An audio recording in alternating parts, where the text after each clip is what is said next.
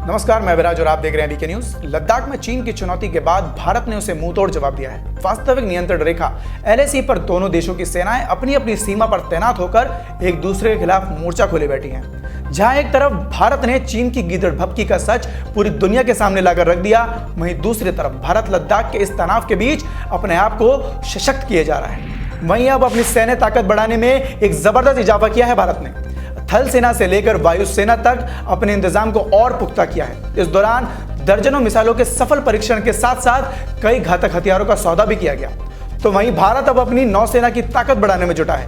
केंद्रीय रक्षा राज्य मंत्री श्रीपद नायक ने कहा कि भारतीय नौसेना का 60% से ज्यादा बजट पूंजीगत खर्च के लिए रखा गया है। इस पूंजीगत बजट का 70% हिस्सा देश से खरीद पर खर्च किया गया है। रक्षा राज्य मंत्री श्रीपद नायक ने कहा कि भारतीय नौसेना अगले 10 साल में पोत और पनडुब्बियों की खरीद में 51 अरब डॉलर यानी कि 3.5 लाख करोड़ रुपए से ज्यादा के ऑर्डर के लिए निकाल सकती है। दरअसल हम आपको बता दें कि वह गोवा शिपयार्ड लिमिटेड यानी कि GSL और मझगांव डाक शिपयार्ड लिमिटेड में संभावना विषय पर उद्योग मंडल CII की ओर से आयोजित एक वीडियो कॉन्फ्रेंसिंग को संबोधित कर रहे थे। इस संबोधन में मंत्री श्रीपद नायक ने कहा कि भारतीय नौसेना का 60% से ज्यादा बजट पूंजीगत खर्च के लिए रखा जाता है और इस पूंजीगत बजट का 70% हिस्सा देश से खरीद पर खर्च किया जाता है। तो इस तरह पिछले 5 साल में 66,000 करोड़ रुपए की खरीद घरेलू स्तर पर की गई है। इतना ही नहीं, रक्षा राज्य मंत्री ने कहा कि पड़ोसी देशों और जियोपॉलिटिकल स्थिति को देखते हुए समुद्र में देश की सुरक्षा महत्वपूर्ण हो गई है।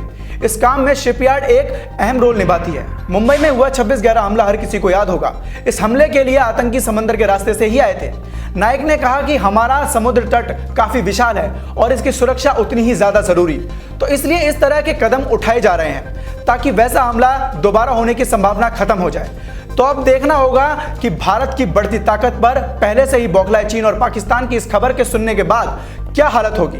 तो आपको क्या लगता है कि भारतीय नौसेना का निर्णय सही है या गलत? तो इस खबर में सिर्फ इतना ही। देश और दुनिया की ऐसी ताजा तमाम खबरों से जुड़े रहने के लिए देखते रहिए बीके न्यूज। धन्यवाद।